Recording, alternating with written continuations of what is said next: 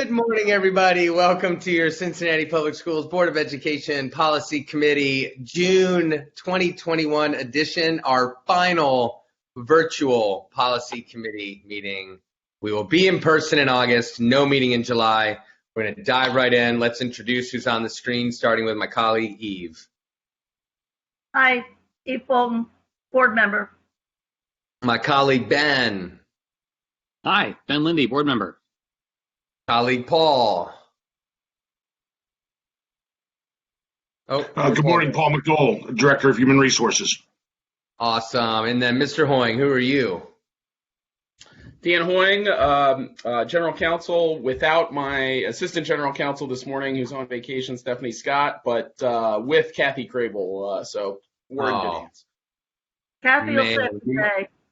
We might have to cancel the meeting. Stephanie Scott, we miss her. Oh, boy.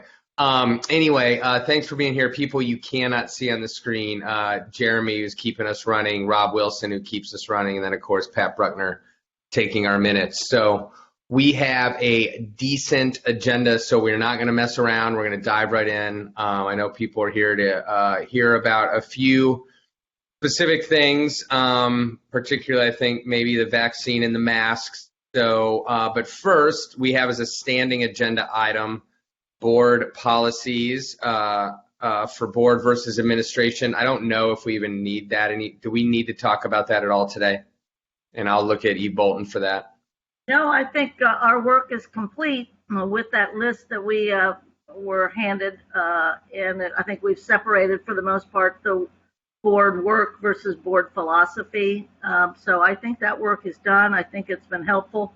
And I appreciate all the time that everybody's taken to get through that. Yep, I do too. Thank you so much for inspiring us to do that. And I realized I didn't introduce myself. I'm Mike Morosky. I'm on the school board as well. Ben, do you have anything in addition to add to that, the board policy versus administration piece? Nope. Okay.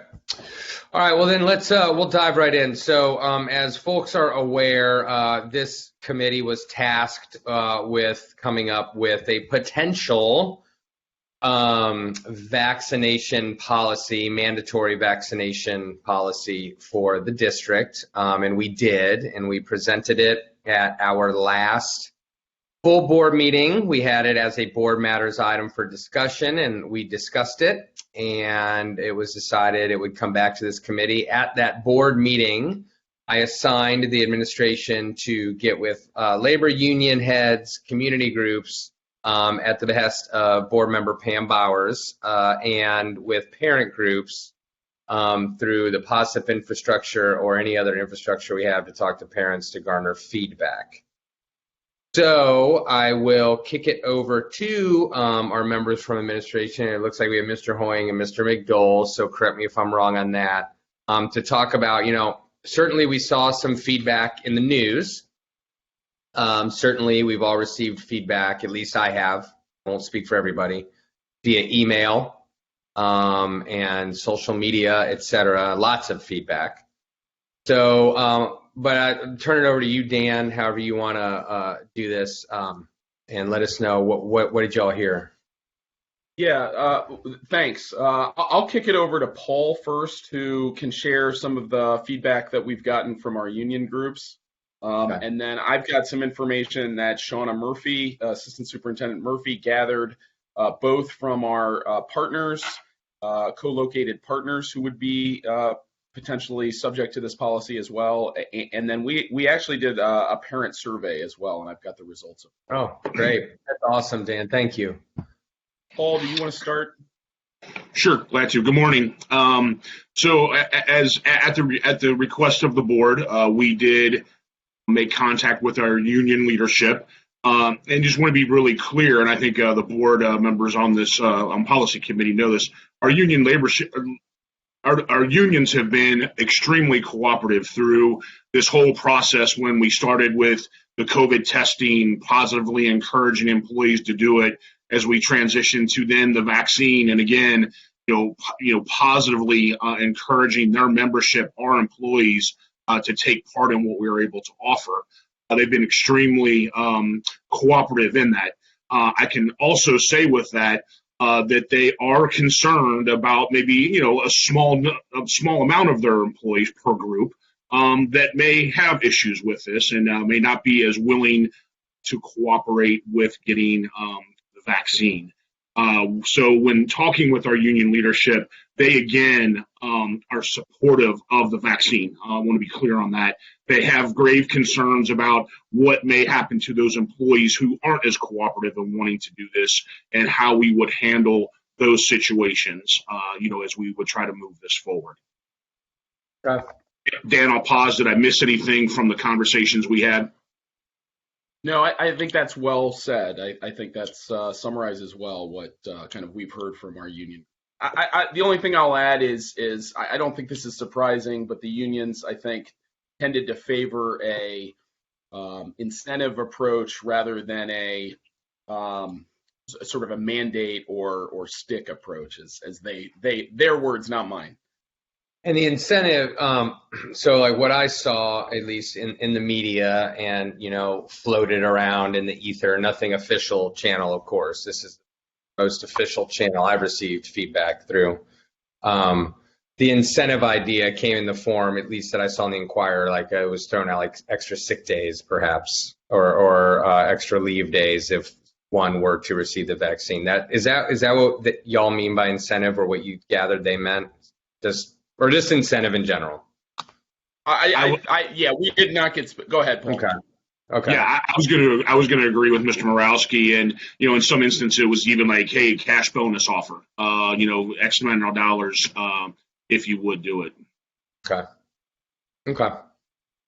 All right, great. Thank you so much, Paul. Appreciate it. Does anyone have any questions about that before we go to Dan for parents and groups, or do you want to do all of them and then we'll chat? Let's do all of them. Do all of them. All right. Okay, so continuing, talking about our partners, I think the feedback was probably slightly more positive from our partners. I don't think there was great concern from most partners in terms of their. I think they felt like most of their employees had been vaccinated. Again, partners were very supportive of vaccines, but again, like the unions. I think there were a few partners that felt like they would have not the majority of employees, but a few employees who would object, and what would be the consequence of not getting the vaccine under a policy like this, that might cause them to then take employment action against their employees. So some concerned. But I would say slightly more positive than the union response. In terms of parents, and I'm going to try to share my screen here. We actually did a POSIP survey, which I think we've used before with the board, something that the board's familiar with. And the results of the POSIP survey, there were about 7,000 respondents. Of whom we believe most are parents. And the results were decidedly kind of right down the middle. There were 40% of respondents that responded. Again, the question is up in the upper left-hand corner. In case you can't read that, it says, "Hi, from CPS, we are planning for back to school. Would you be supportive of making COVID vaccinations mandatory for CPS staff? Please select." And then we had respondents, 40% say yes, 43% say no, and 16% were undecided. I believe this can be broken down by schools and things like that. I have not done that. If anybody's interested in that, I can share this survey. And then the final piece of feedback, I'd like to give is from our management team. We had a discussion about it as well this week at PLT, and I want to say that again, everybody on PLT is supportive of vaccines, but just in terms of the sort of response that we've had, we've seen the same, I think, kind of emails. For those who are opposed to it, they can be very opposed to it. So we've gotten some of those responses as well. And it's hard to gauge what percentage of our workforce holds those strong views, but there is some concern about our ability to staff if this is made mandatory. So I wanted to share that from leadership as well. Glad to answer any questions. And we have Paul on the line. We also have Sarah Trimble Oliver is here. Susan Bunty is here. That they're also available to talk about the mask policy. Krista Boyle is here as well. So we've got a full crew here to answer any questions. Wow, it's party time at policy committee. That is awesome. We bring our policy men to the yard. Anyway, that was for the kids. Thank you, Ben. I only have one question, and then I'm going to kick it to Ben and Eve to sort of, but if it's all right, I just want to ask one question. And do I understand it that it is still, the belief is that it is still legal to have a policy like this?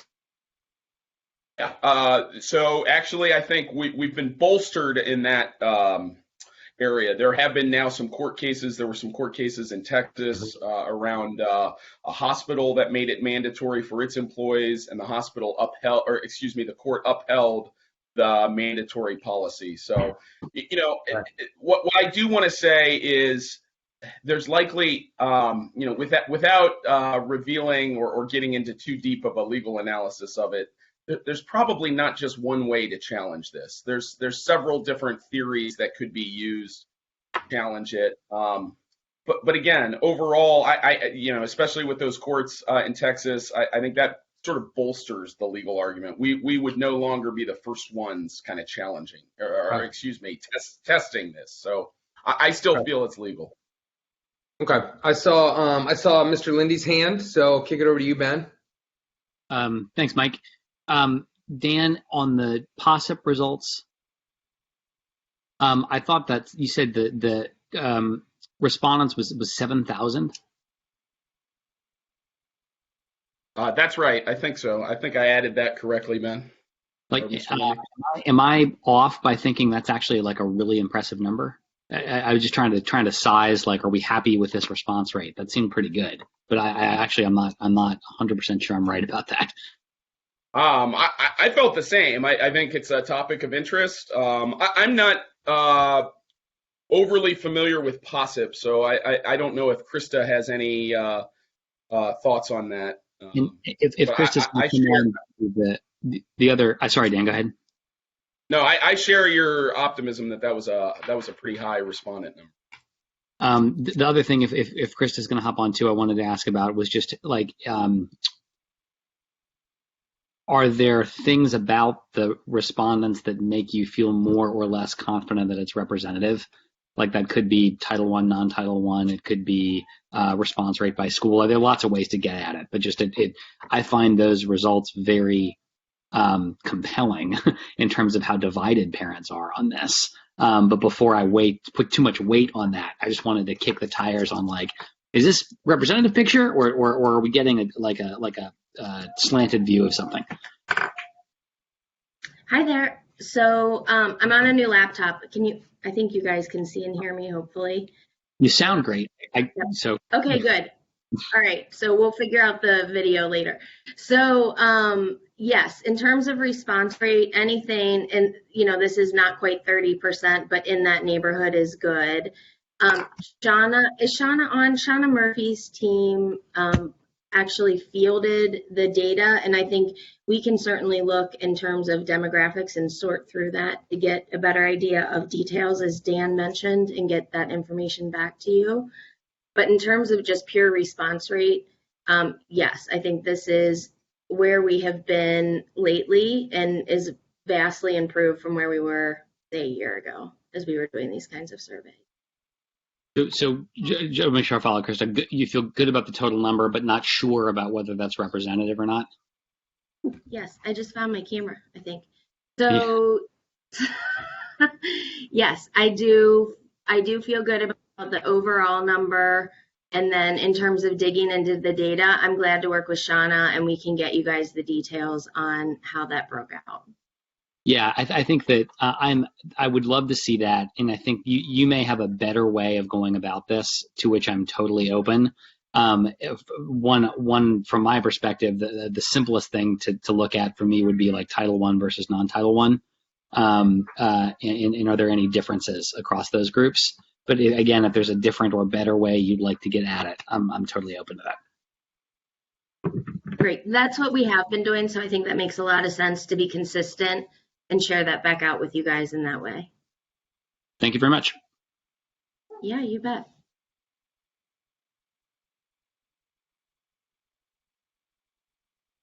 Eve? Yeah, a couple things. I'm really pleased with that number, and I'm glad we're going to look for more of the demographic thing. I think Title I, non-Title I is I think that's as good as any way to divide it, if indeed they can do it by school community. I might feel more comfortable that way than zip codes and whatever. I'm interfacing the this policy issue with the mask wearing issue.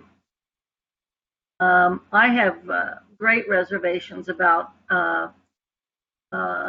us forcing people to continue to wear masks in school. I think that's a problem. I think that's a problem developmentally for children. I think it's an instructional problem for teachers, so that I have both of those things kind of running through my mind.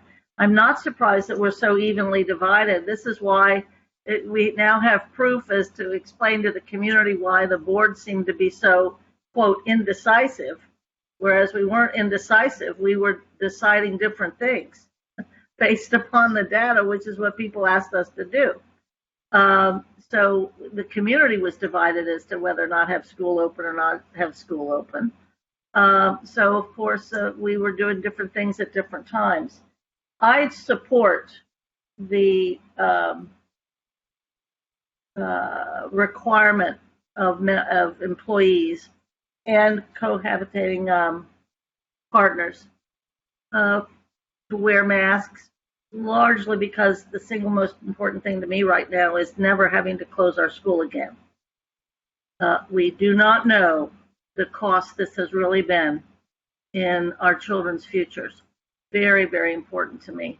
And I think this is like a safety feature. Frankly, I think the state legislature might be making it impossible for us to have such a requirement. But I would be on the record of being in favor of it for our own health and safety and instruction of our students, particularly. And if we're not going to do this, then I'm concerned that why are we doing so many of the other safety things that we're doing? We're requiring everybody to get their temperature taken. We're requiring all these other do this, do that, and what have you. So this is another requirement, apparently, supposedly the most beneficial requirement. So that's sort of where I am on that. And as a benefit or people doing it, I don't want to give any extra leave because I don't want to cost anybody else any more instructional time. I don't mind if we give people some thank you for taking it. Here's your money, and in order to if you take it, we'll give you money. I don't mind that as much because it won't cost instructional time to do it. But I'm fully supportive of this, and I know people feel very strongly on both sides of it for very different reasons, perhaps. And I'm pretty much I got a real libertarian strain in me. And so I don't like people telling me what to do, as you all well know. But on this, the kids come first on this one. And I don't want to take one more hour, one more day of instruction away from our children.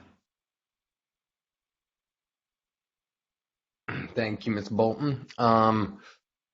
I just had that one question about the legality of it. I'm kind of still agnostic about it. I do have concerns with making something mandatory that seems to have at least some, I don't want to say widespread, but more than 50% opposition, particularly after such a traumatic year where, at least, and I've said this publicly before, it's not my impression that morale is great right now, and I don't want this policy to further shoot morale down, because to Eve's point, and again, we could talk about this all day, and we don't have all day to talk about it, but as far as the damage that's been done for the kiddos, I was an assistant principal in a school where morale was terrible, and it got taken out on the kids, and that always rolls downhill. And so I think in that term, but then I also think what Eve's saying, which is where I end up agnostic right now, probably leaning toward pulling it off the table, to be on record, but we're going to put this in front of the full board on Monday, no matter what, and I'll give the report out from this meeting, whether we have minutes or not. It's on board matters, so we'll be able to talk about this on Monday, and then the full board will be able to weigh in. If nothing else, I think this has been good for us to talk about. And Eve, you gave me some new things to think about regarding, the closure of the schools and the other measures we take. I think my perception of this too, and then I'll stop and then we can move on unless there are other comments. One of the other, I'm interested to see the demographics too, Ben, on this screen. Hopefully you can still hear me. Okay, good. I froze for a minute. At least the people on the screen here know, what I do for a living. I work with predominantly / all Black women, and, vaccinations in the Black community are seen differently than they are in the community from where I am from. So I respect that piece of it too, and I know that's difficult. So I appreciate the feedback. It seems like good feedback. I would like to see the demographics. And Eve, I'm going to second you with the title schools versus non-title schools. I think that's good info to have. We don't want 7,000 parents from like 3 schools. So that's it for me. I mean, we're going to put this on the agenda though. And then Eve. Mr. Chair, if I could just go to the language with Dan and you all. Yep. First of all, I did get it confirmed yesterday about our superintendent search that we will have the July 19th meeting. So it's possible we could make this a July 19th vote, as well as, if people get to discuss it and things occur to us, or Monday night. That's a possibility. That still may be early enough and not too late.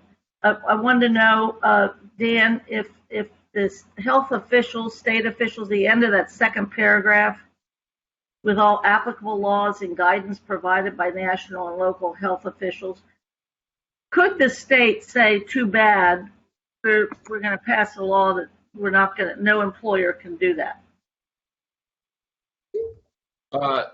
So there not only, I think, could they, there is legislation pending in the Ohio General Assembly that would do that. And we have studied that legislation. It hasn't been passed at this time, but yes, that is possible. Okay. And then in the third paragraph, this exemption is claimed. I just hate that word. It sounds like we don't believe what people are saying. Is to just find a different word before it goes before the board. And then at the last paragraph or so, are we going to put a date in there, committee, or wait for the board to put that in? I mean, what does HR say is the latest that we could do this? I mean, I guess the health people have to figure that out too, counting back. I think this, if it's a vote, it'll be a divided vote or it'll be a 6-1 vote. So I don't know. What's the latest we could do? I think we should go ahead and just put a date in there, Eve, and then as the board talks about it, on board matters on Monday, it can be kicked around. And I don't have any magic date in my brain aside from by the first day of school, so August 17th or whatever that is. I don't think it would be reasonable to say you have to have everything done by the time of school, but that you've made an effort to get one shot by the first day of school, unless anyone has a better idea. that's what I would suggest, that we put it in there and just let the board talk about it on Monday. I'd like to see a date. That would be good. Yeah, I agree. And again, my incentive is that if you, and I don't know if we're allowed to do this either, but back to the mask policy, if somebody is fully vaccinated, I wouldn't think that we have to hold them to wearing a mask. I mean, I don't get it. So that would be my incentive, and I'm willing to give money for people doing it too. A thank you and a please do. So the last thing I have before we move on, unless other people have other things, is it's really a question for the committee. And the question is, so this will be a board matters item. I hear you about the July date, but I'm thinking in my head that we still put this on for passage or not passage on Monday, and we can take it off the agenda if we want on Monday if board matters, if it comes up that we're not ready to do it and we want to wait till July, or do you all just want to wait till July? Does that make sense? Put it on the agenda for passage or denial on Monday. We can take it off the agenda if we want, or just have it as board matters. Ben or Eve, I'd list it as possible passage, Okay. discussion and possible passage. I just think it's hard when board, and they've been seeing this evolve, and there's been a small discussion about it, but it's just always hard on big ones like this that you get what is really sort of the final draft and then you vote, but without the full discussion. But okay, Ben. Well, just the thing I'm thinking about is, like, and tell me if I'm getting any of this wrong, but on the one hand, I agree with the fact that we should give everybody a chance to kind of hear this information, share their reactions to it, and respond. On the other hand, I don't think there's anybody at the moment, and please tell me if I'm getting this wrong, who's advocating that we do this. And the thing I'm thinking about is just, given how strongly people feel about it, are we unnecessarily creating concern that we don't need to create by positioning it this way?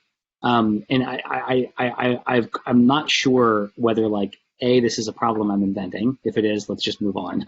B, if it is a problem, like, what we do about it, you know? But what I don't want to do is unnecessarily create a bunch of panic for people if we don't have to. well, there's 43% of the people that want us to do this, so it's deciding which panic people you want. It's and that's one. That's what do they say? Yeah. So whatever we do is going to not be well liked. That's how we spent all of last year. But I think you raise a point, though. I am advocating for it and happy to do so, and not happy, but sad to have to do it. Let's say that.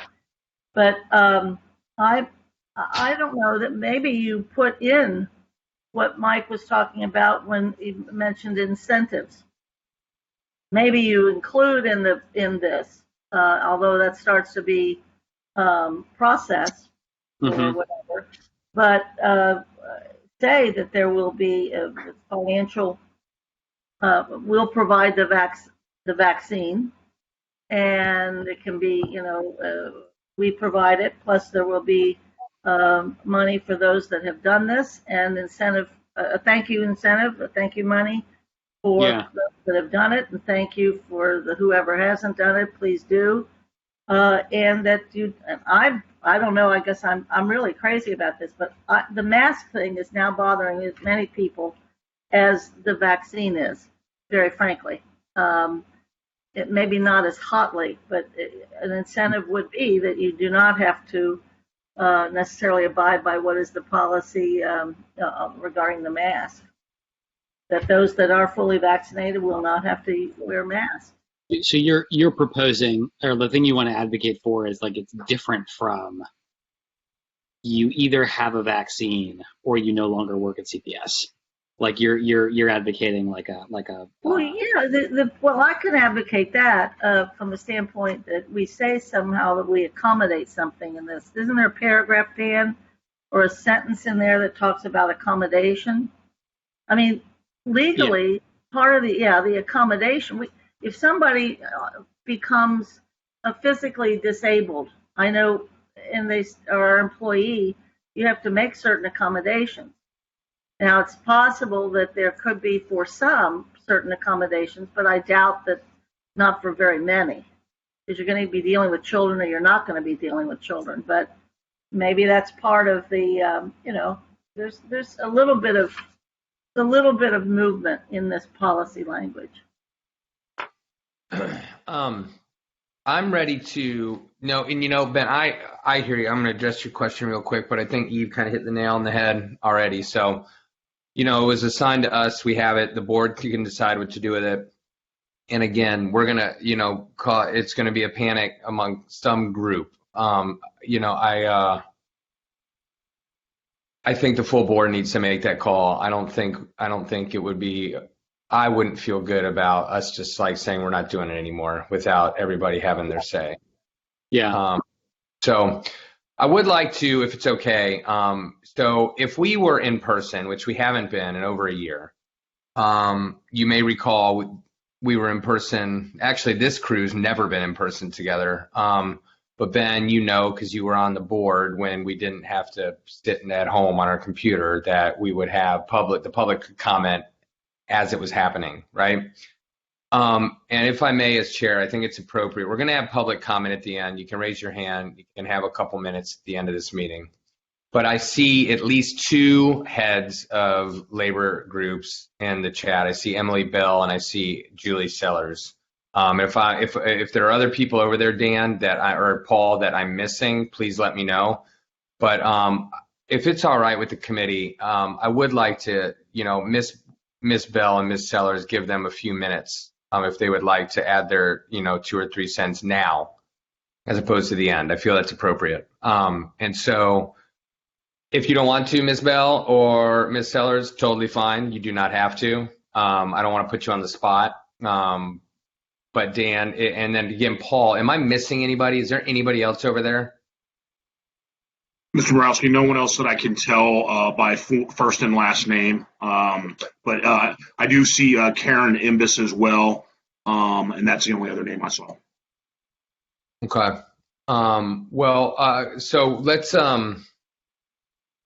let's open it up then. If we want to hear if Ms. Sellers or Ms. Bell would like to speak, I would like to, give you the floor for a few minutes, please. Mr. Borowski, we have Julie Sellers. Okay. Go ahead, Julie. Okay. I would just like to say a couple of things about this. Number one, we're just getting out of chaos of a year. We need to stabilize our district, and this is going to stir up way too many people. Yesterday afternoon, I put out a survey to our members. We had, in about 12 hours, we had 1,100 results, which is pretty good. That's more than 30-something percent. From that, 84% of the people who responded said they were fully vaccinated. 16% said no. We're really getting close to that 90% among teachers. I do think I have heard that some teachers said that because of family past history of medical issues, that they would leave the district and they are in very high needs positions. The second question I had in our survey was, do you support a mandatory vaccine policy? 58% said no. Even though the majority of them have already been vaccinated, they still don't believe it should be mandated. 42% said yes, and I'm sure those are all the people who have been. But you have to understand that giving accommodations is very timely. And if you know anything about ADA law, there has to be conversations, there has to be, it's time consuming. You have basically one person in benefits, in talent development, and you don't have the capacity to give all the employees, you don't have the ability to give accommodations to everybody in a timely fashion. This was a problem in the past, and we have to get through this summer so we can open up and be focused on school opening and not have more contention. I support the vaccines. I'm all about giving some sort of an incentive. You know, Delta gave 3 days of additional days of sick leave. I understand if you don't want to give additional sick leave. We could give a stipend using the CARES dollars. That is legal. That's being done everywhere. We have CARES dollars that would do this. It would not even have to come out of the general fund. But what is your reasoning for this? I also found it very a little bit disheartening that for some reason the POSIP survey went to parents about health care of employees. I don't believe that the district should be negotiating with parents about health care things. That should be a term of negotiations of work conditions for employees. When I heard about the POSIP survey from parents, I was like, what in the heck is that all about? If POSIP wants to do a survey of parents about vaccines, if it's about student vaccines or parent vaccines, that's perfectly fine with me. That is their realm. Their realm is not the health care of employees. And I think that the district somehow has lost how we're supposed to be communicating, and to say there's not one word about student vaccines, and it's legal for students.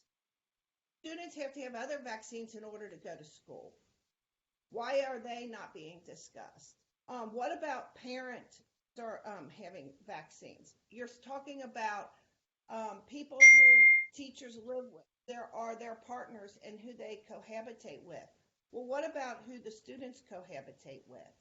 All of this is kind of becoming very murky to me. And I really don't like the idea that we're having these conversations in this manner where it's through like this remote thing. I mean, Okay. I would like to be having this kind of conversation in person. I have a lot more to say and I have a lot more documentation, but it seems so strained. I appreciate you sharing, Ms. Sellers. I appreciate the survey you sent out too. Is there any way, would you be comfortable sharing any of that information like with Dan so we could have it at the board meeting on Monday as well? If not, that's fine, but would you be comfortable? I haven't shut the survey down, and it hasn't even been out 24 hours. Okay. But well, then, I do have anecdotal information where people have said, her father died from, 23 years ago, her father died. This is a teacher when she was a child due to some medication that was not fully vetted. We are still in an emergency state with this usage. This is not a fully certified vaccine, none of them. They're all still in emergency usage, which that has a lot of people concerned. Okay. And I wonder how you can possibly do that. But I'm all about incentivizing people, and let's get it up to above 90%. I don't know. I mean, I don't even know that the district has the information now by work group who has been vaccinated and who hasn't. But I think that teachers have a very high percentage. Thank you, Julie. Appreciate you very much. Is Miss Bell on, Dan, as well? Please I want you to talk to Karen. Can you let Karen in too? We'll let Karen in for a couple minutes, Julie, Yeah. for sure. I want to see if Emily is on. So we have invited her and Karen to speak. They have not accepted the invitation to interact live. So I would just say I believe we may be having a problem with the raise hand function this morning. So if you do want to speak, especially at the end of the meeting during the hearing of the public, you may have to chat with us, and then we will invite you. I do have Miss Bell. All right, we have Miss Bell. It's hey, Miss Bell, good to see you. Hello, how are you? Julie, I'm great. So I wanted to give you an opportunity to address this directly as a committee about this potential policy that's being talked about. Well, as you know, there are probably many of our members who have not been vaccinated, and that itself speaks for itself.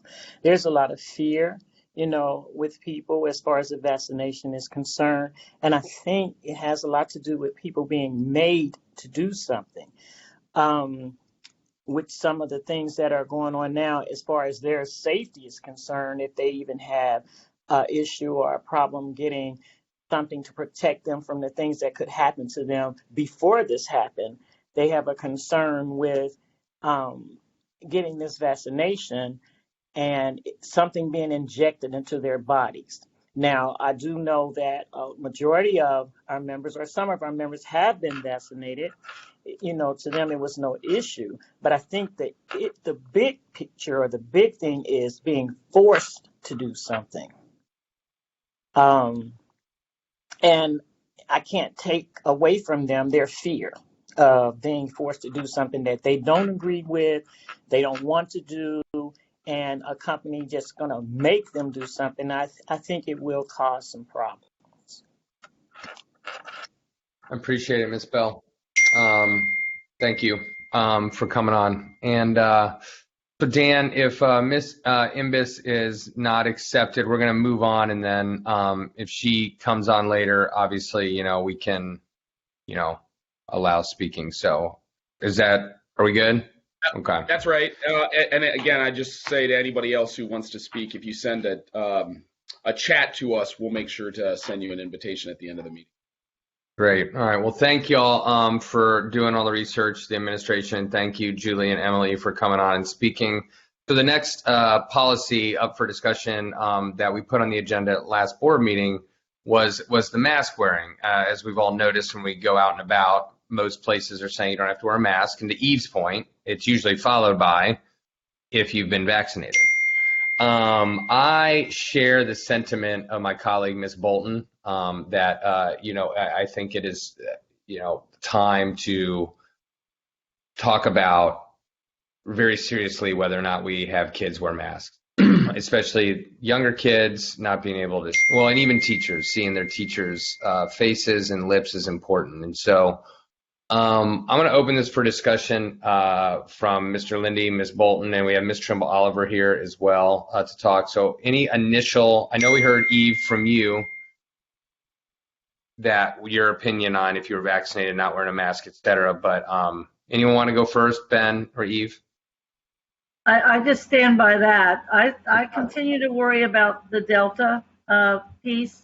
And I'm thinking, by the end of July or early August, we're going to have an increase of perhaps that variant, and that worries me. But right now, I really believe that people that are fully vaccinated should not have to wear masks. That's where I am with that. Ben, do you have any opinions on this? I'm excited to hear from the administration. I tend to agree with Eve. There's a lot here I don't know. Would welcome the perspective of some medical experts. Well, I don't think we have any medical experts here today, Ben. Unfortunately, no offense to anybody here, but I don't think because Sarah and Susan. Sarah and Susan of all, certainly, Sarah has learned probably more about public health than maybe she would in the past year or so. So I will kick it to our as close to medical expert as we're ever going to get, Sarah Trimble Oliver, PhD, MD. Yes, I think Miss Bunty and I both deserve honorary MDs after this. We have Miss Bunty's here too. Yes. So we do have some information to share. about this topic. So at this time, the CDC's stance on this is that they are still recommending schools continue the same prevention strategies that they, released most recently updated in the spring of May, which does include a mask requirement for everyone. The reason for that is because the students are largely unvaccinated at this time. Students under 12 are not even eligible for vaccines, and so they haven't even started. Our students between 12 and 18, I believe the most recent data was we're at about 11% vaccinated. So the CDC has said that they're going to be updating their guidance in the coming weeks to be able to guide schools for next school year. I'm not sure that they realize that that's definitely not giving us much planning time. But I would add that the Cincinnati Health Department is also recommending that we continue with masks for everyone in schools, just because of the mix of vaccinated and still a large number of unvaccinated individuals. I will add that the state of Ohio did lift the mask mandate for schools so that local schools can implement their own mask policies. And there have been some school districts around the state that have already announced that they're lifting, that they won't be requiring masks next year. Susan, would you like to add anything?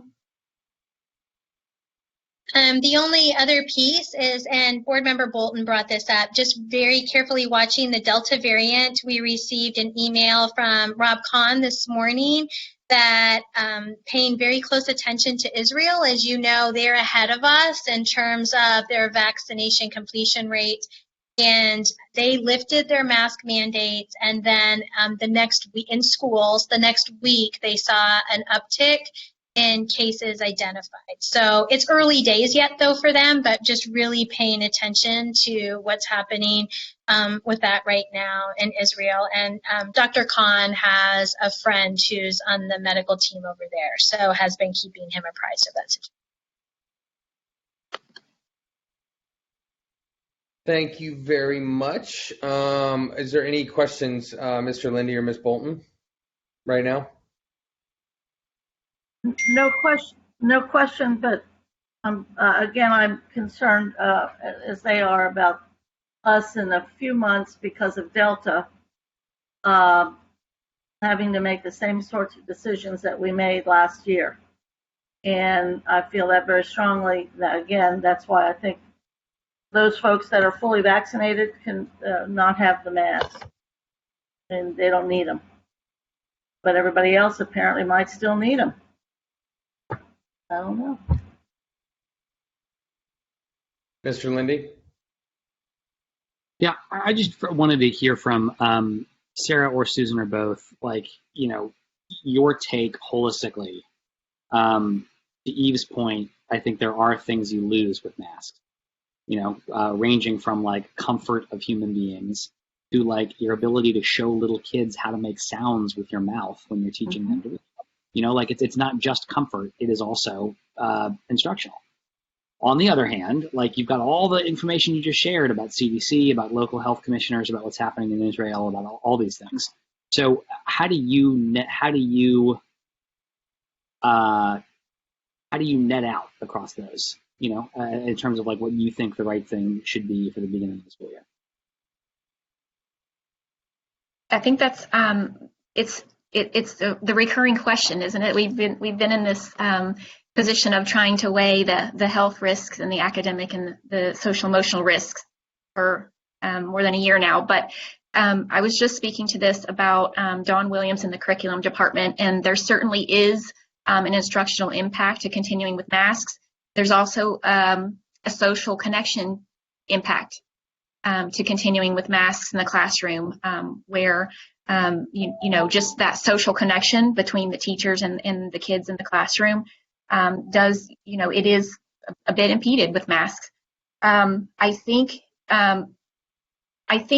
it may be a bit early, to completely drop our mask requirement based on what our health experts are telling us.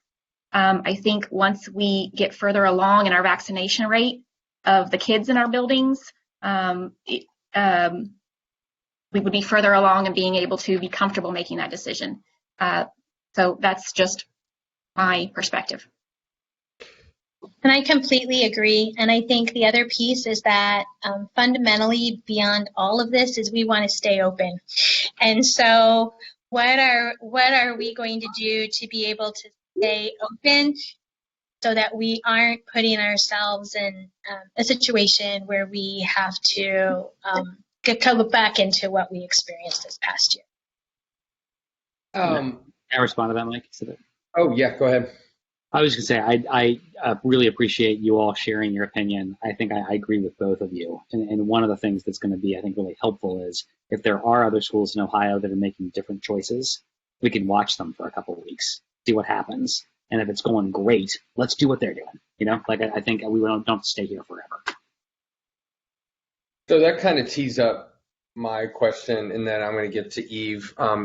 My question was, Sarah, you talked about a couple districts that have elected to drop it. Are they remotely similar to us, or are they like rural districts with 8 kids? The one I remember from the news was Blanchester, so it was not a similar district to us. Okay. Okay. All right. Cool, thanks. Ms. Bolton? Yes, a question. What is the risk of having folks that have been fully vaccinated not wearing their mask? What's the risk to them or our children? So right now, against the Delta variant, the employees who received the vaccination through Cincinnati Public Schools received Pfizer. And so right now it's an 88% rate against kind of holding back that Delta variant. That's what's being reported. Now that could go up or down depending on once we learn more, but it's 88% effective against that. So is there still a small risk without wearing a mask to be sickened from this COVID Delta variant? Possibly. It's that 12%, right? But it's 88% effective. That's in part why I've fused the two policies we've talked about so far, is that the greatest incentive for people probably to get vaccinated is not having to wear the mask. I mean, we see that. We can't have a lottery for a car or anything, but I just think that's an incentive, and it also rewards those that have done it. But the risk is less. And I know, Mike, we're not supposed to respond to public comment or anything, and I'm not trying to do this, but there is a difference. There is a reasoning about asking our employees or requesting or demanding or whatever, and accommodating our employees. And that is that we are promising a safe environment for our children. And this is part of the safe environment, that the grown-ups that you will come in contact with are not going to infect you. And so it's all part of everything we've done, because it's our school, and we're making children come to our school by law. So we have to be able to promise them a safe environment. So this will continue. And just to Ben's point, I wouldn't mind watching other folks, but the problem is, when we start school this year, for our own benefit, for our own reputation as board members and as a district, we need to start with a fully readied, this is how it's going to be for the year, God willing. So I think that's part of the issue of trying to be ready that first day with all these big decisions.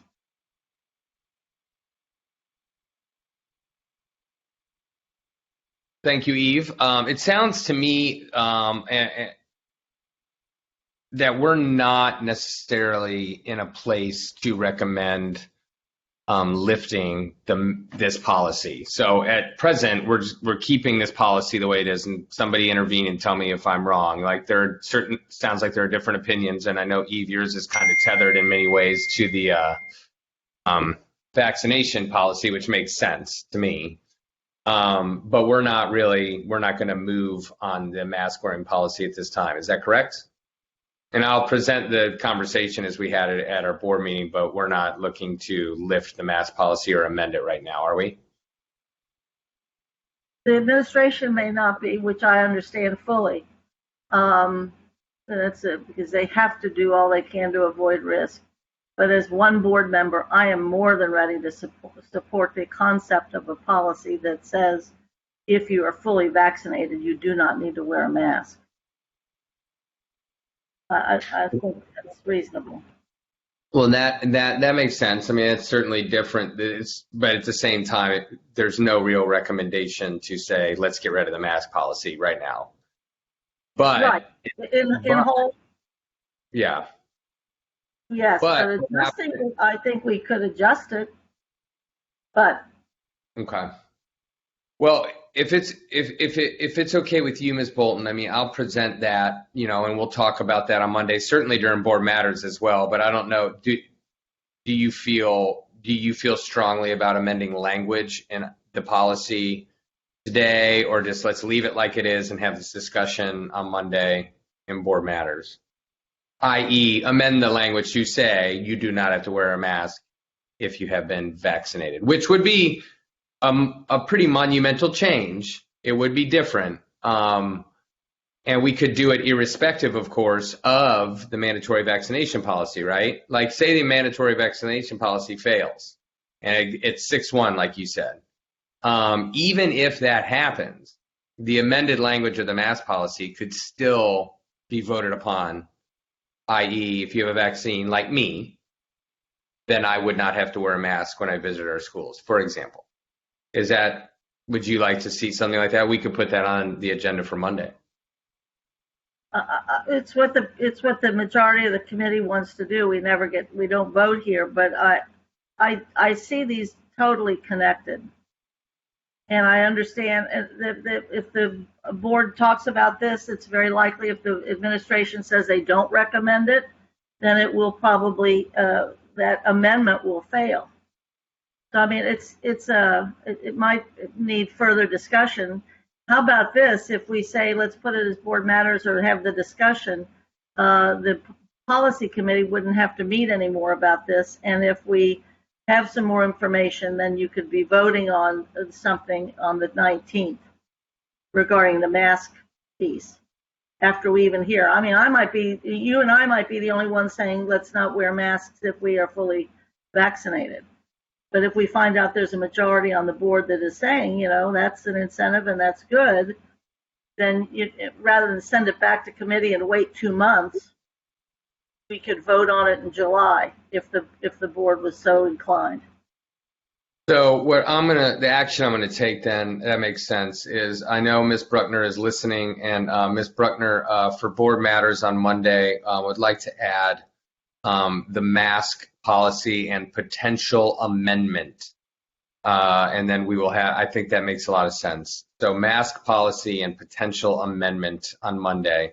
And I'll state now that I am, in favor of having an amended mask wearing policy that would include language, i.e., you've been vaccinated, you don't have to wear the mask. Okay, good. Ben? Just I want to state for the record that I want to support the administration on this. So like if they say that I think the amendment is good to go, I'm in. If they think it's better off without it, I don't want to substitute my judgment for theirs at this point. Okay, noted. And we will reflect that in the minutes, Ms. Bruckner. Great. Okay, anything else? Thank you, Doctors Trimble, Oliver, and Bunty. MDs, I love it. All right, y'all. Cool. So we've gone through 2 things, and I knew, this is a big meeting, guys. The next ones, we're gonna scoot through 4, 5, and 6, or at least 4 and 5. The review of board bylaws. We've been tasked with adding committee of the whole into our bylaws. Dan, do you have anything to present to us on this? Very briefly, and I hate to go backwards, but I just want to make sure we have good direction for the board meeting on Monday. It's going to be in board matters. I'm not sure I got a final consensus of the committee whether you want a resolution prepared for passage of the vaccine requirement or whether you'll simply do it as board matters and then presumably if there's a consensus of the board take like a 48-hour waiver vote. Is there a preference there? Where it was left, and correct me if my memory is wrong, was that we prepare a resolution for passage after board matters. If it's decided that we want to shelve it to July, we can, or we can vote on it that night. So we'll have it on the agenda Monday, Justine. Got it. We'll prepare the recommendation or the resolution, and then I got that there were 2 changes to the policies. Ms. Bolton asked for it to be revised to say employees. She didn't like the word claiming, and I agree. One of the exemptions. So employees eligible for one of these exemptions must apply for it. I think that takes the judgment out of it. And then including a date, the first date of school. Is that what the committee landed on? In terms of employees and co-located partners must be vaccinated by, you want me to use the first date of school or must have their first vaccination? That made sense to me. It's what I threw out. It didn't seem that anyone was opposed. So I would say yes, first vaccination by August 17th. Got it. Thank you. I'm sorry for going You're backwards fine. there. No. We had a lot going on. Sorry. Mike? Yes, ma'am. Just if I don't know if I kind of suggested, and I don't know that it works, but the idea, and I thought it was maybe too process oriented, but building in some place about incentives provided to do so or something. Because I think we are all in supportive of incentives, regardless of what we do. So one thing, and we didn't mention, but Mr. McDowell. Mr. Rowski, yeah. Yeah, go ahead. Yeah, sorry. I just wanted to mention too, I couldn't find a good place to jump in earlier. I just want to remind the board that we did offer an incentive through our wellness program that an individual providing their vaccine card could get money added to their wellness account. And we had that approved by the benefit committee 6 months ago. That would be applied to next year. What I can tell you right now, we have about 3,000 or so employees who take advantage of our wellness program. The documentation isn't due to the benefits department for confirmation till November, this coming November. So I don't have any real good data on how many are coming in. And that'll be kind of a slow roll as we move to November. But I wanted to remind the board that was something that we did offer to our employees. 6,000 employees, about 3,000 of our employees take advantage of the wellness program. Great. Awesome. Thank you, Paul. I appreciate that. You're very welcome. Ms. Bolton, are you good there? Do you want to see language in there? I don't want to move on. I'd like to see language about an incentive, and even citing the fact that the combined mutual collaborative committee has done this already in some form, and to continue that and perhaps expand that or something. I think that's great. Thanks for reminding us, Paul. I had forgotten that. You're welcome. Got it. Thanks for the clarification. No, awesome. So we're going to move on from those 2 policies. Is that cool, committee? All right, I got thumbs up. I got Ben looks good. So we're going to go to committee of the whole. I like what you added, Dan. It's nice. It's brief, but if you want to tell us about it, go for it. Mute. Sorry about that. I was trying to bring up the policy.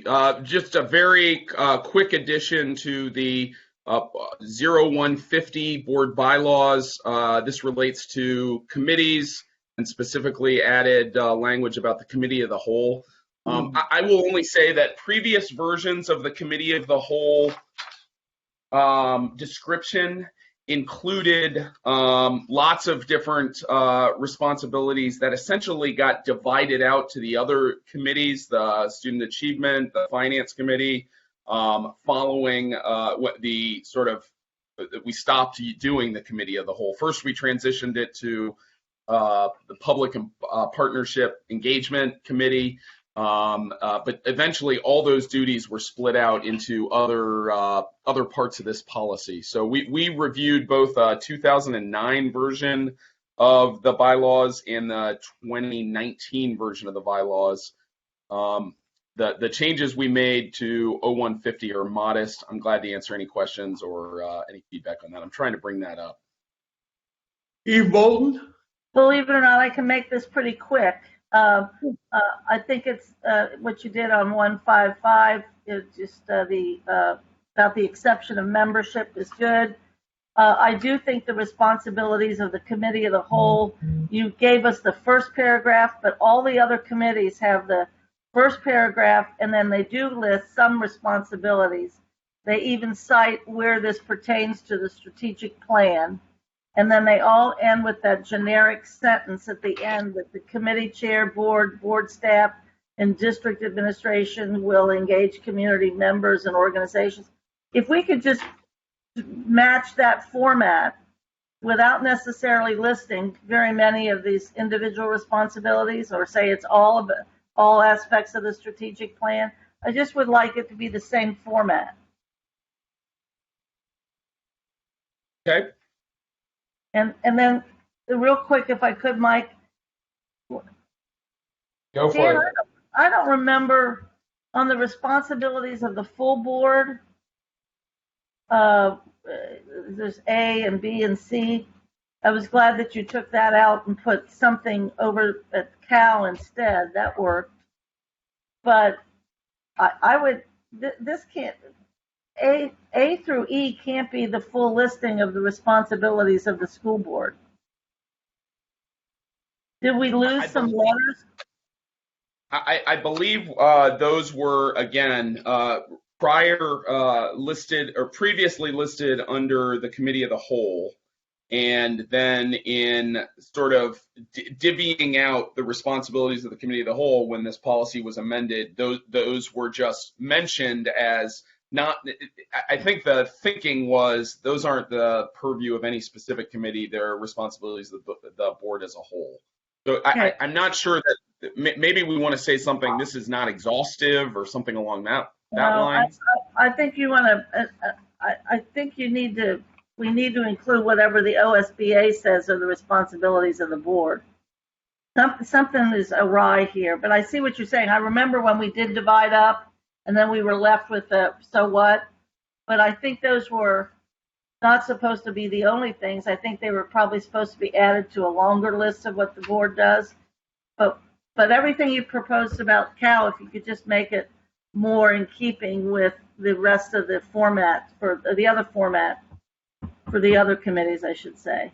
But this, maybe we need to look, because reading this, we really don't need to meet very much. You're gonna fool me. Yeah, really. Something's gotten lost there. I'm somewhere. But Dan's right how we divided stuff up, but unless it's somewhere else in the bylaws what the board's supposed to be doing. Cool. Ben, do you have any feedback about the addition to committee of the whole language in the bylaws? No feedback here. Thank you. I'm good too. So if I can get a thumbs up, we'll move on. Thumbs up. Cool. Thank you, Mr. Hoying. So we'll take Ms. Bolton's suggestions and double cross-check OSBA and add the language so we're more uniform. Review of policy 1530, evaluation of administrators. This, of course, some people will recall the OPES to match OTES. That's Ohio Principal Evaluation System and Ohio Teacher Evaluation System.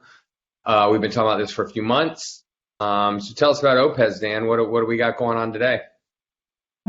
So again, the assignment from the committee last month was to bolster the parts of this policy that relate to the implementation of OPES, that's the Ohio Principal Evaluation System 2.0. We've got Sarah Brody, who recently departed us for green pastures in Washington, D.C., took a shot at adding some language consistent with OPES. And I will do my best in her absence to answer any questions you have. So go to Ms. Bolton. Yeah, is whatever was added from OPES underlined? Is that how we're to read this, or? I believe on my screen here, her additions were in blue. So the original changes I think we made were in red. That's what we presented to you last month, and then she made the additional additions in blue.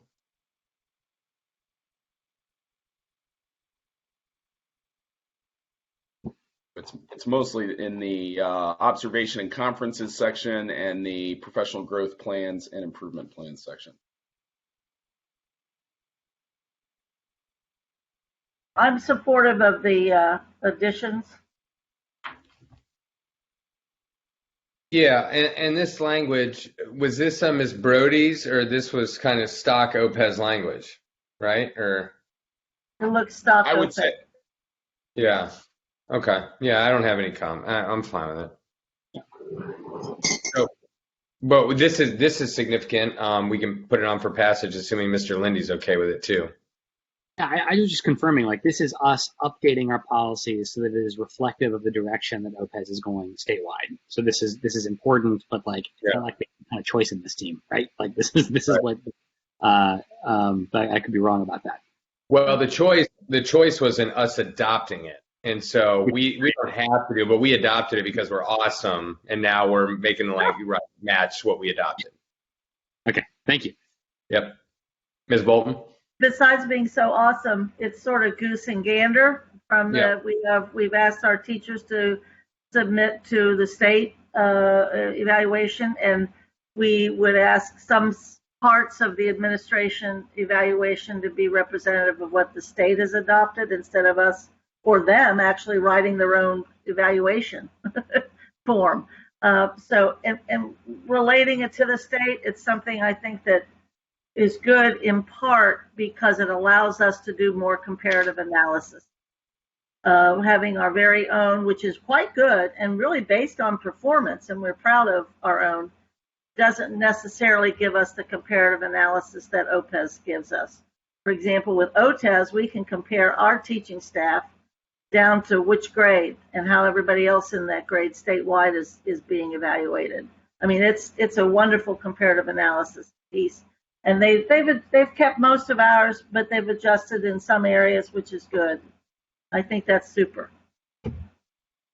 Great. So we'll put this on the agenda for passage, Dan. And then the next one would be really cool if we could put this on the agenda for passage too. This has been led by Mr. Lindy, of course, and it's been months in the making. So let's see if we're comfortable and able to move this forward. So purchasing of goods and services, 6320 draft consolidation policy. I thought this looked great. That's all I need to hear. No, I just said, no, I thought it looked great too. No, and it just reflected all the things we talked about. So there was no surprises.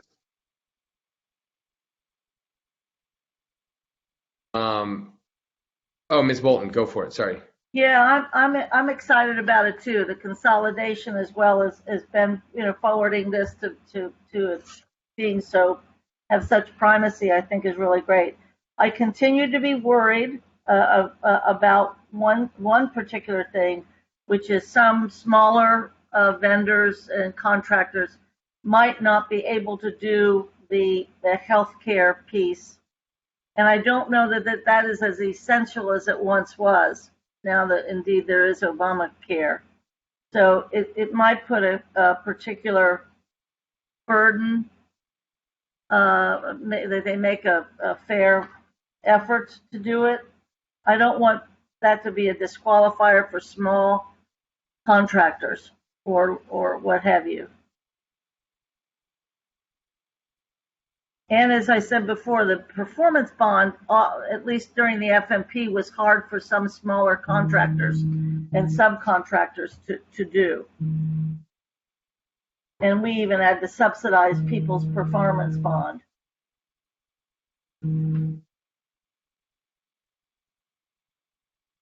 the other piece, are there any other protected classes or groups of people besides the ones that we've listed? Women, minority, local businesses, economically disadvantaged, or anybody else we have to pay particular attention to?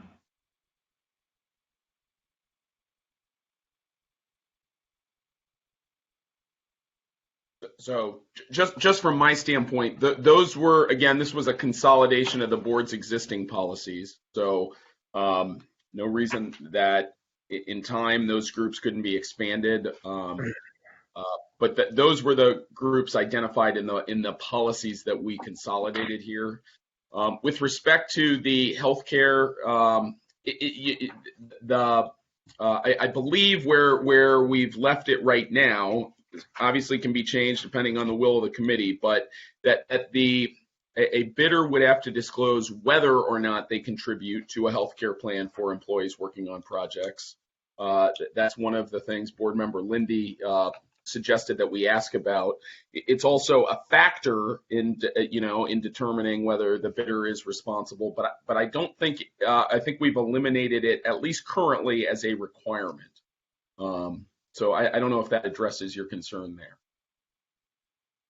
Well, even if they have made a good faith effort, I'm thinking of the stonemasons that had to finally, I know this is silly, but had to finally come help us, the folks that actually were the apprentices that lived in over the Rhine, and we needed to find somebody to do gargoyles, and we found out those people lived 2 blocks away.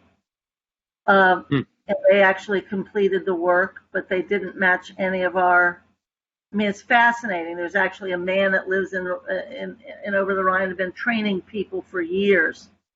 And I want somehow the exception to be available too, have made good faith efforts, or just living through the FMP. I mean, a lot of people, individuals made millions and companies made millions, and we also, excluded some folks initially because they couldn't match this. It's still part of that very left-wing approach to best bidders. And maybe language can do it. My final thing is you've got to take the paragraph that only references Woodward and make it about all of our career path. You don't have to list them, but we now have a full district of career path ready kids.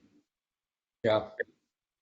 I think, we need to amend that Woodward language. And then I would just ask if Ms. Bolton, because I hear and I believe that I'm aligned with the spirit of what you're saying and have been this whole time. Because again, you can, the equity piece is important. The anti-racist piece is important. And I'm just curious, because it looks great. I want to get this thing passed. Yes, me too. I'm fine talking for the next 12 minutes about it, so we have to before Ben has to leave to do that. So I'm curious if Ms. Bolton might have some language to offer or replace, or B, if Dan, if you have some language. Again, I think all Eve is asking, and then of course I want Ben's input too, because I don't want to upset the intent and spirit of this consolidated policy, which is good, but I do think there's something there about the option. I think the gargoyle guide is a great example.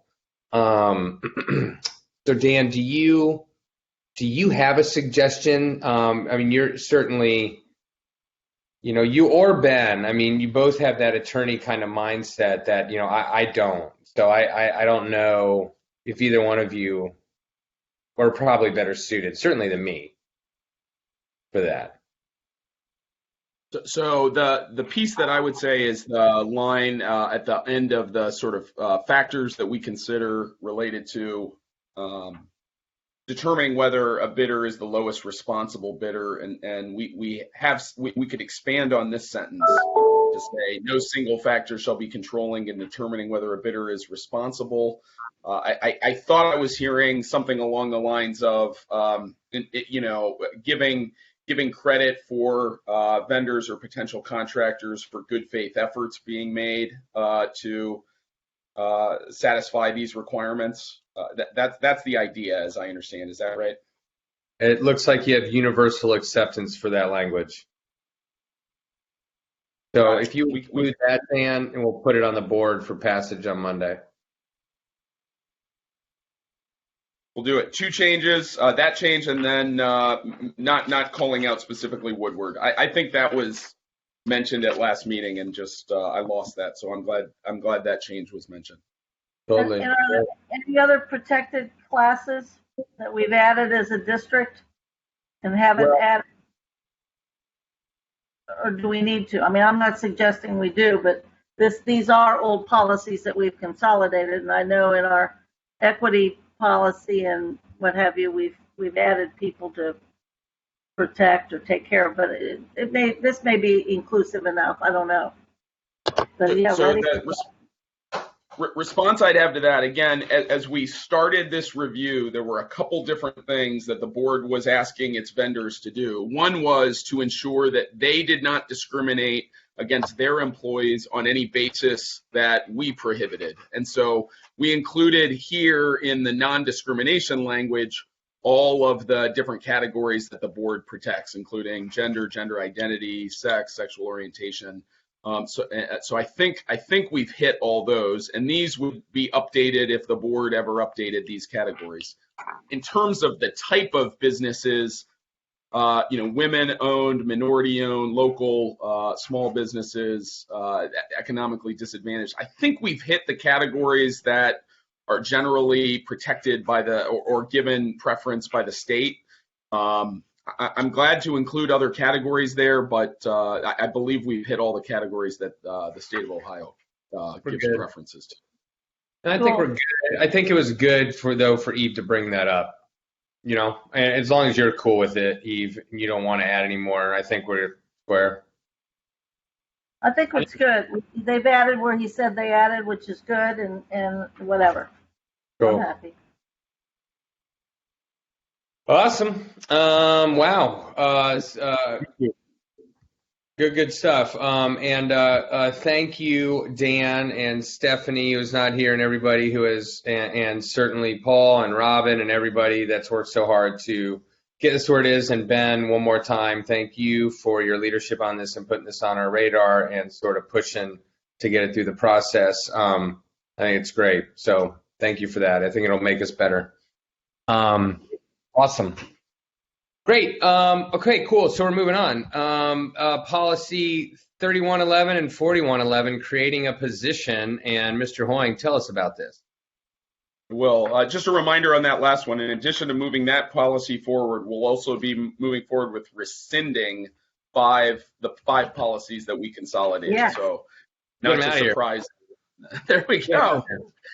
Okay. I'm sick of them. Yeah. Next policy is creating a position. You'll recall that our HR policies apply both to our professional staff and classified staff. So these are the same changes we're recommending for both sides. Let me bring this up on the screens. Sorry.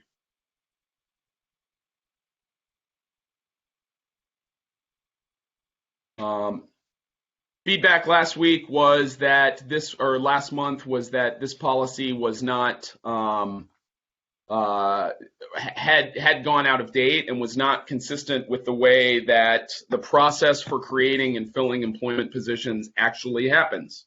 The way that actually happens is the superintendent, through her report to the board, makes recommendations both with respect to positions that should be created and to the persons that should fill vacant positions.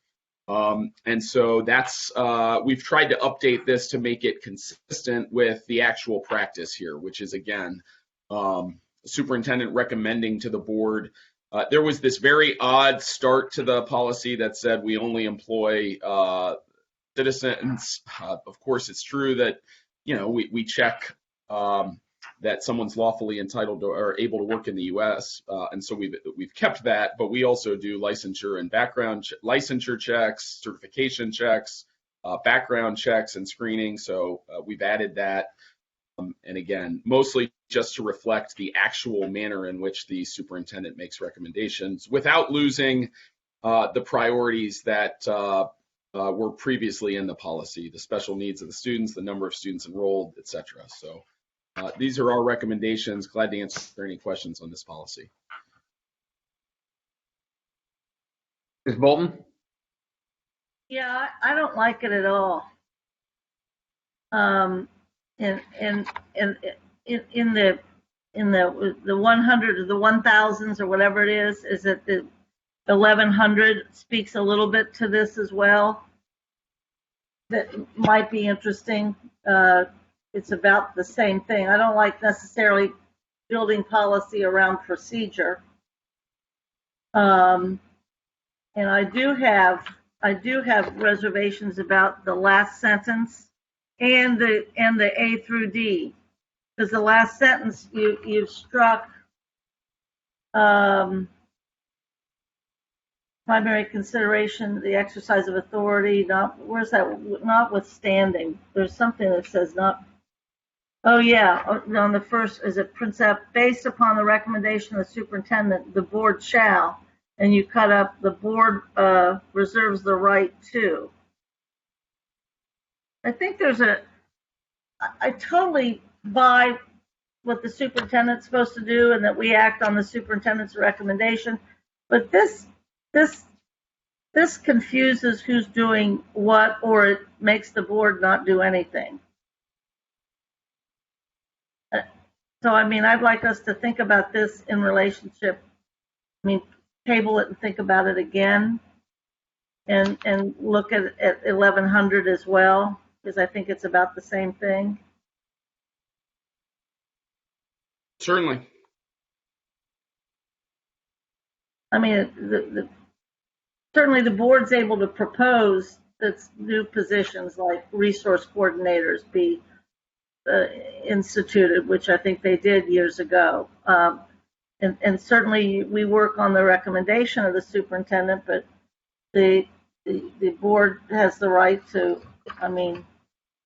say no. I just think we need to think about this. This is sort of a philosophical managing, leading, whatever. So if it was okay with the chair, can we think about this more? Mike? Yes, sorry, I was still on mute. What I just said was I would like to think about this more. I saw these, and the first thing that came to my mind was Michelle Baltam, our new Diversity, Equity, and Inclusion Officer, whose job would not exist if it was not for this committee. And that's not a bear crapped in the woods type of thing. And Ben now understands that. I do think we need to think. I think this is an interesting policy that, I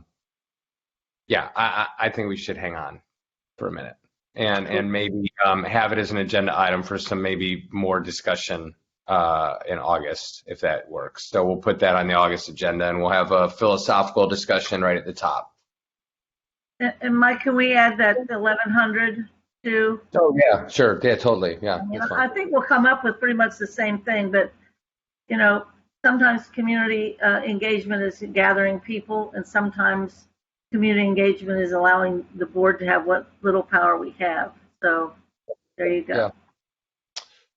Great. Mr. Hoying, what do you think about, then there's related to this, which is 3111.1 selection of principles. Yep, and I'll bring that up on the screen. There's no pride in authorship here, so I appreciate that this committee doesn't sugarcoat its feedback. Selection of principles, I think the feedback, or my notes are that the feedback from the committee was that this policy actually is pretty closely matched to the practice, very closely matched to the practice. Our local school decision-making committees have a very active role in selecting principals for our schools. There is this initial step, which I was asked to explain in the policy, which is that we do a screening of principal candidates, and we put them through what Assistant Superintendent Murphy described as an assessment center. That is, they're not only interviewed by our administration, but given essentially hypothetical and practical circumstances and asked to how they would respond, given the opportunity to show how they would respond to a staff situation, a situation with students or with the community. And so really something that I think we've grown to be pretty proud of. That's the first step. And then developing a pool of principal candidates that are then shared with the LSDMCs to interview. So this is, there was also the recommendation that we put ensure that this policy is consistent with the principal evaluation, administrator evaluation policy, which we've just discussed. We think it is. And then finally, there previously was in this policy the notion of a different or maybe a little bit of a heightened review for redesigned schools. That's not really a concept we're using anymore, and so the recommendation was to remove that. Glad to answer any questions about the selection of principals policy. No questions? Ms. Bolton? Yeah, but to be not sugar-coated, the reason this was good is that this was built, I mean, the procedure has been built around the policy. That's the direction. That's why this was so good. But I'm glad you got rid of the stuff that we had talked about. I think that's good. I don't like the word notify up on number 4. You can inform the board. You can recommend to the board, but notifying me means that's it. You don't notify elected bodies. You inform them. And I thought I was the English teacher. See, I've learned from you. This social chick has learned from her English friend. How about that? Yeah, it's just her calculus friends I had that I couldn't learn from. Yeah. Ben doesn't have any feedback. I don't have any feedback either. I thought he did a good job. Again, just remind folks that, the hiring of the principals does come down to us. I was talking to a former school board member yesterday who also believed the LSDMC hired principals. I'm like, it's amazing. So many people think that. They strongly suggest. Cool. And I think that's important that they recommend to the superintendent, and then the superintendent recommends to us. That's right. So that whole thing has gotten lost because people so enjoy that authority that they think they actually have, and they have had the authority.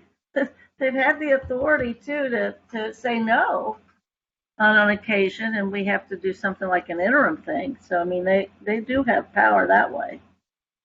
It might. Yep. Yeah, I do unfortunately have to jump here in a second, but is it possible if everybody is good on this, I did want to just hear the administration's voiceover for the next one. If that's rushing it, I can hop now and catch up with you later.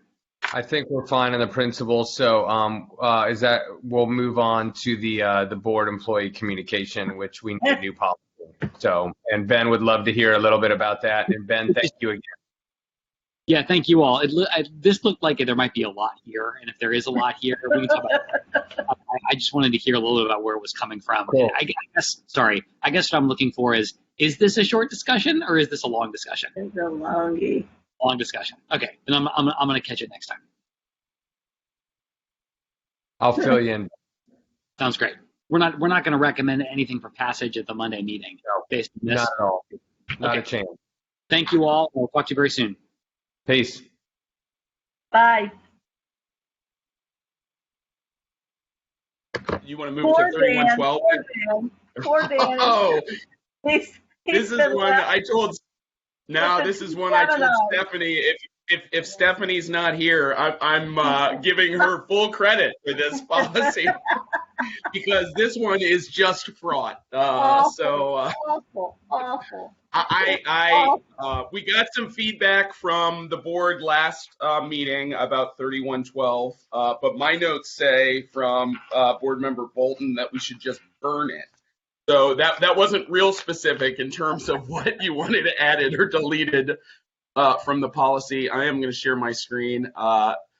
If you like what we wrote, then this was my draft. If you don't, sorry, Stephanie, but this was Stephanie's draft.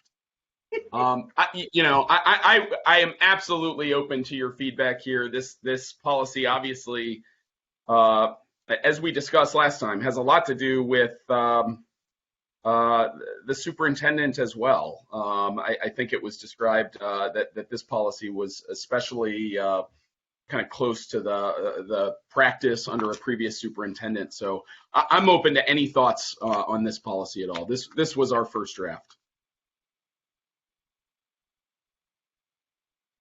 Ms. Bolton? Well, I as a retired teacher and a board member and a union president and whatever in my previous lives, I totally understand the chain of command.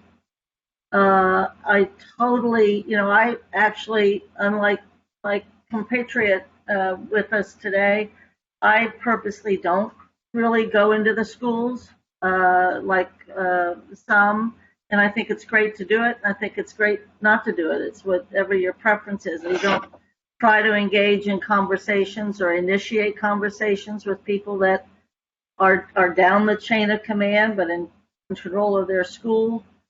But for obvious reasons, because the superintendent has to be able to run the darn district.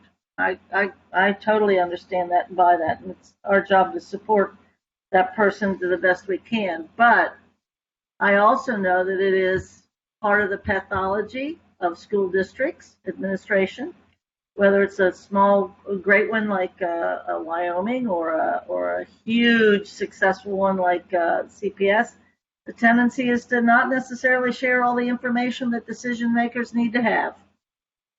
And I would quote I would cite a couple of instances just in the last couple of weeks that it's there. So it behooves an elected official to be able to know more than necessarily what y'all are telling us.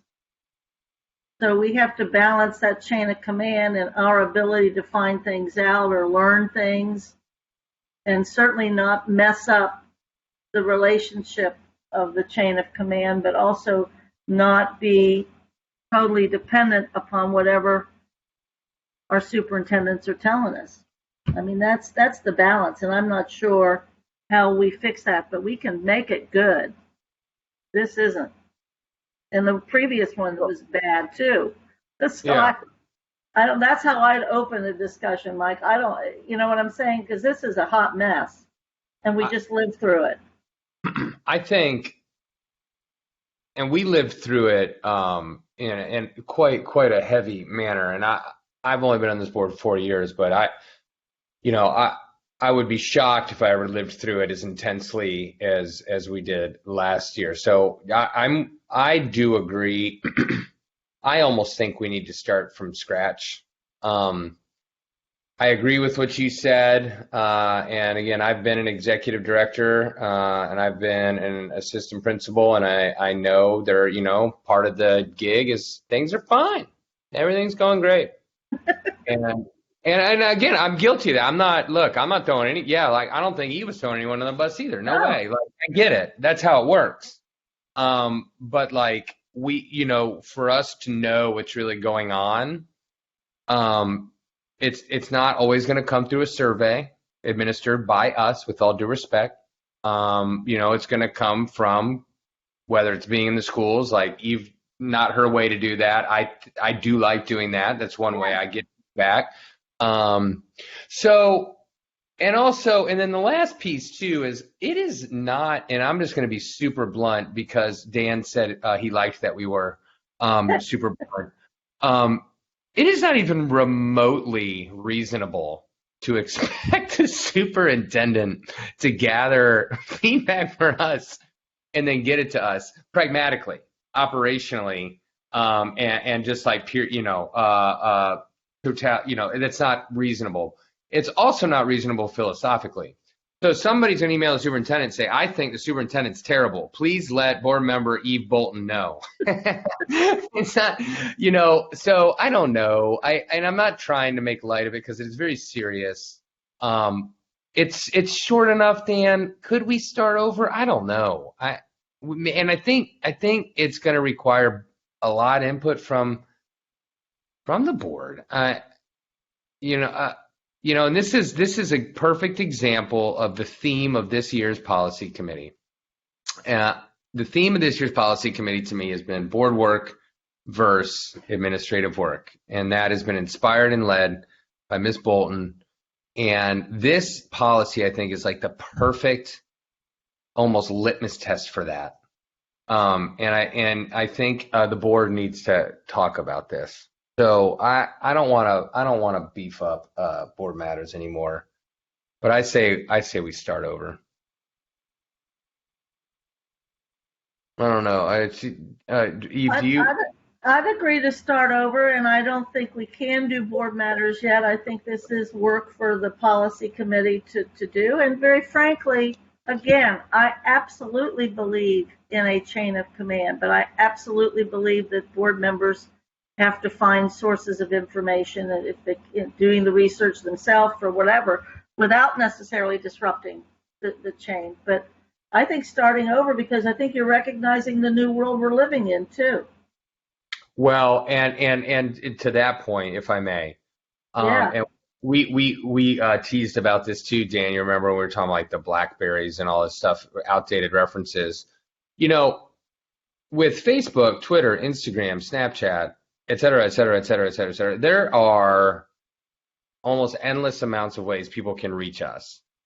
And there is no world where every board member is going to automatically do, well, I'm not supposed to read this stuff on my Instagram page because a policy says it's got to go to the superintendent. It's not reasonable. And so if for no other reason than to your point, even I don't even know if this is what you meant, but it's how I heard it, that in 2021, it is not reasonable. Maybe in 1950, it was, but now it's just not. So yeah, I think that's right. I think at one time, perhaps that was, sort of the intent, but I'm not sure it still is. It's interesting how everybody has kind of responded to it too. Just responding briefly to Ms. Bolton about the sort of chain of command, and that concept was introduced. The former policy, the one that was being replaced, had what I read as an absolute prohibition of employees talking. Yeah. So, I believe it or not, the intent was to kind of soften that, because I don't think that's right. I think we can learn a lot from this year as well, because for better or worse, there was lots of employee input on kind of the big decisions that were being made, and I think often that informed and probably made the board and the administration better informed about making those decisions. I do think there's something to the notion of sort of circumventing, especially even the employee grievance procedures that we have. There's established dispute resolution processes under every collective bargaining agreement we have. I'm not sure that, the day you get a written reprimand for being late 5 times in a row, necessarily that's the time to go to a board member and say, hey, I got written up for this. Like, well, you have a grievance process that you can file. The union will be involved. There's multiple steps for the administration if it was incorrectly given, and the union to work that out. So there is something about that grievance procedure, I think. But again, I am glad to start over. I would welcome some thoughts here or some help in kind of what at least this committee's views are in terms of the board employee communications. I think it's a fine, and I'm going to kick it to Eve then. I think it's a fine line, because you can't upend the coffee cart by having, by totally negating, the chain of command, for lack of a better term. But getting feedback. See, you hit the nail on the head, I think. And again, you with your sort of legal mindset is going to be better suited for this than me in some ways, I think, because there is a difference between I have this formal complaint. I feel that I am my principal is retaliating against me for X, Y, and Z, and I feel like I have an uncomfortable working environment. I don't like the way the teachers talk beyond that. I think the culture of our school is kind of going down here. I have some suggestions, and I don't know, but like there are formal things that cannot come to us. I don't know the right language. You do. So I'll kick it to Eve, or I'll start ranting. No, I totally agree with you, and I agree with what Dan's saying. And I've been here now 13 years. I will guarantee you this is a softening. So I appreciate that. So be it. I mean, we were sort of a corporate board anyway. We didn't really want to know anything about what was actually happening. And we may still have some attitudes like that as well. Since you referenced grievance, I'd reference our whistleblower policy, because an awful lot of whatever I hear really is not necessarily individual personnel. I've been hurt. It's like we're spending this kind of money for something that's not happening, or this person they did a investigation, but this person I got to tell you is a predator or something. It's usually organizational, situational things that are bad for the district or bad for our folk or in some way. So I think some part of it has to be that. We have to be able to hear that. It's like the internal auditor or director of internal audit or whatever we're calling Lauren now. We can ask her to do something that maybe the superintendent can't if we're worried. We don't normally do that. So there has to be mechanisms. Maybe that's part of the way to go about it, Dan, is there are mechanisms that you can use or whatever that are appropriate, and there are mechanisms that are not appropriate or something. I don't know. But yeah, start over. And maybe there's places that talk about this. It's important, but no, I mean, we can't get the straight line about a particular thing or two. I mean, sometimes we just hear happy talk. Yeah. I mean, recently we've been hearing some recently in the last 6 months, some happy talk. So, yeah, I don't know. And I never want to live through the last year again where you actually have employees yelling at the superintendent. That's completely inappropriate. You can yell at us all you want to, but you can't have an employee talk to the superintendent the way the employee was talking. So everybody's got some mutual responsibility here as to how to behave. So Dan, I feel like a dummy even asking this question, but do you feel you have some direction to get started? Well, I think Stephanie Scott definitely has some direction to get started for next month. And God willing, I'll be on vacation next month. And yeah, you'll be on vacation at the end of August. I love it. Well, I appreciate it. So we'll start from scratch. We'll let the board know we're doing that, and then by the end of this calendar year, certainly we'll have something for them to vote on. And that sounds great to me. So without any further ado, we're going to skip our next agenda item, which for the edification of the public was the continued review of policies. We don't need to do that today. We've done a lot. Other business. Yeah. Any other business from anybody before hearing of the public? I don't have any. One. Yep. In the 1000s, and I mentioned this last month, I believe, I have great interest as we get ready for a superintendent search. We made a list of the sort of the things that have to be available for people that might be interested in coming here.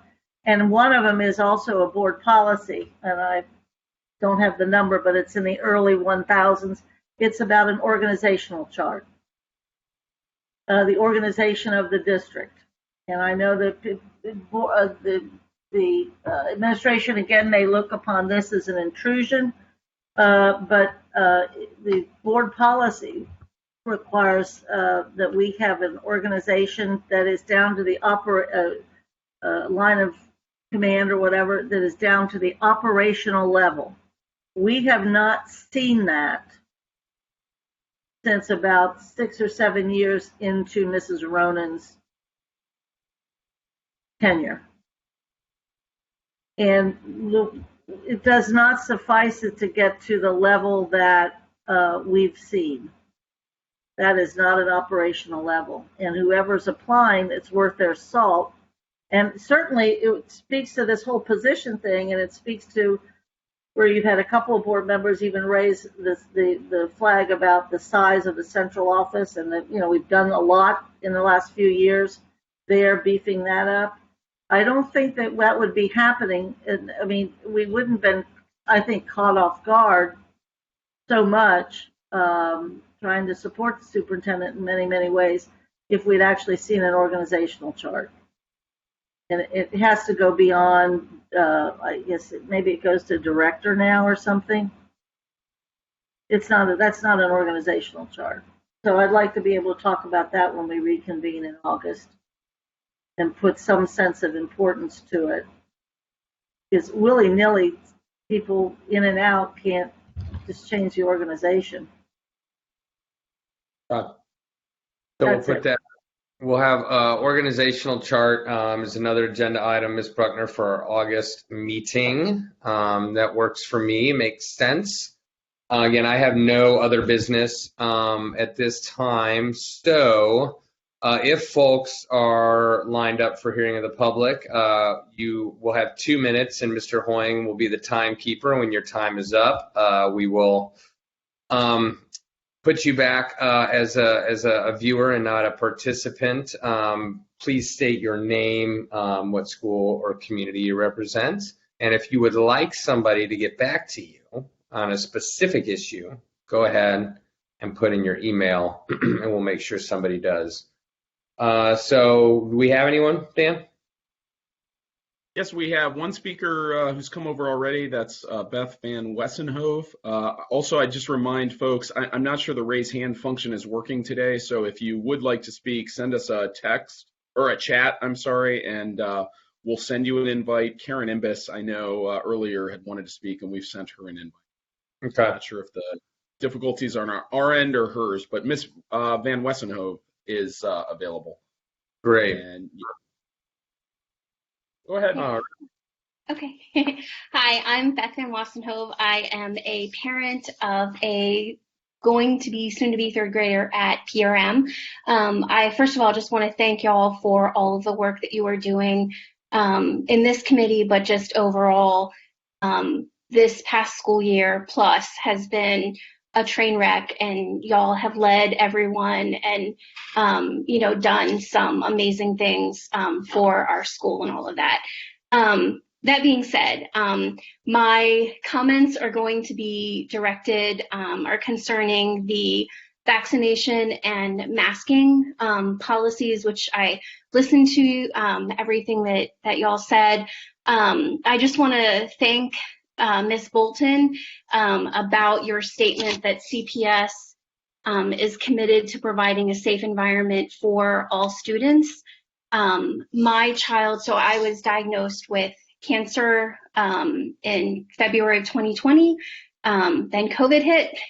So my child has been remote for most of all but 3 weeks of this past school year. He was able to go in after I received my vaccination, and I felt like it was safe for him because I knew that masking policies were going to be in place.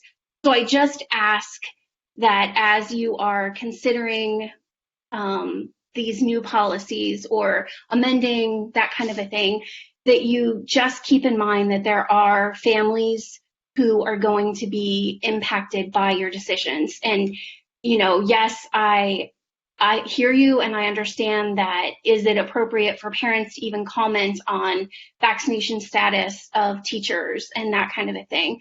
But I feel like in order for me to feel safe that I can send my child into the building so that, and there are other family members or there are other people who are immunocompromised that might not be able to get the vaccine for whatever reason, who might then have to send their children to, Cincinnati Digital Academy or, some other thing. So I just hope that you think about those families who really have had a really, really hard, challenging year. We've all had a really hard, challenging year.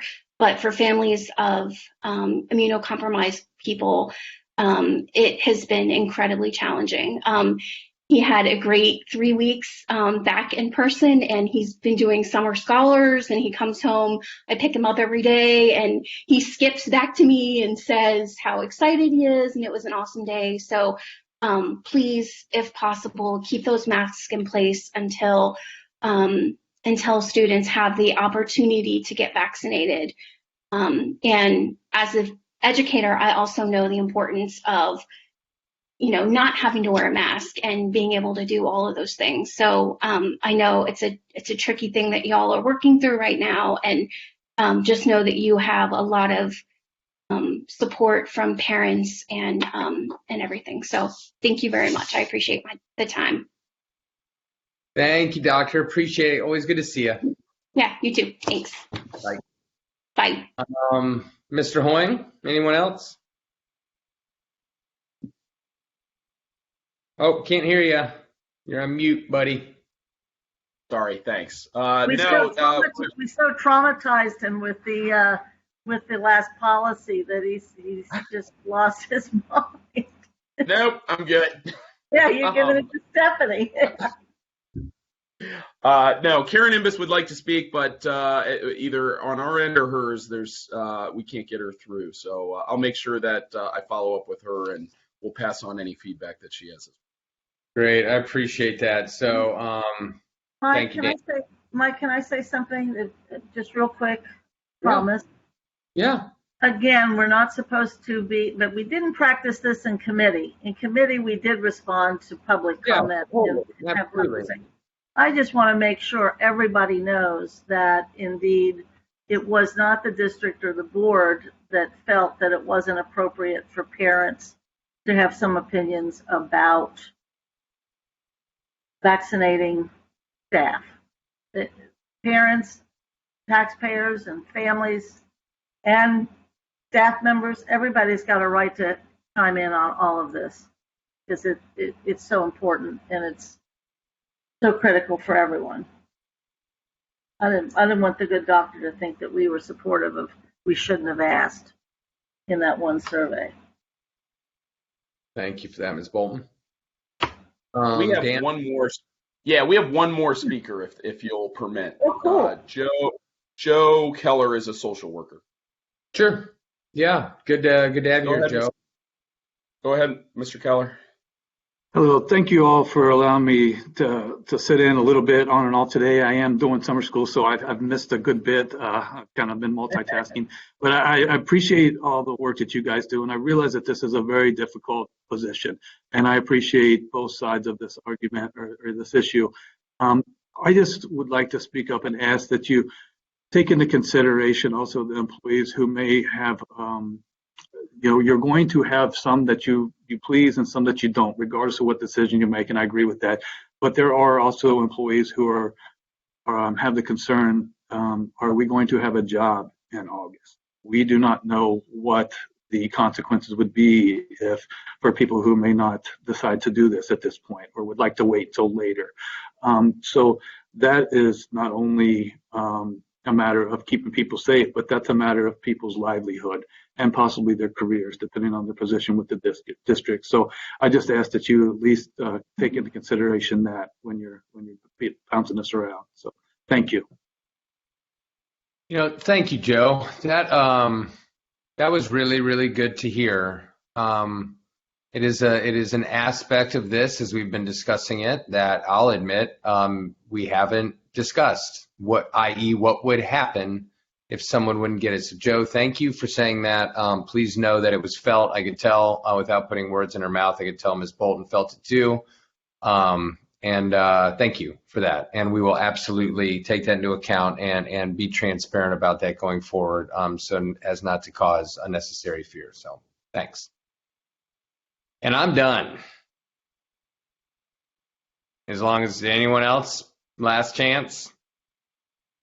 No, Nope. just that maybe based upon what Joe just said, that's also part of the accommodation. I doubt that this is going to pass, but I do think that when we talked about accommodations or what have you, the timing is not, it may include start of school, let's say, but also being able to accommodate, maybe would have more time or something. I don't know. It depends. It's probably becoming moot, I think, to a certain extent, but I think we should, to Mike's point, we should kind of talk a little bit about that. Yeah. Yep. Great. Dan, good? Awesome. Great meeting, y'all. No further business. Meeting's adjourned. Have a great day. Bye-bye. Bye.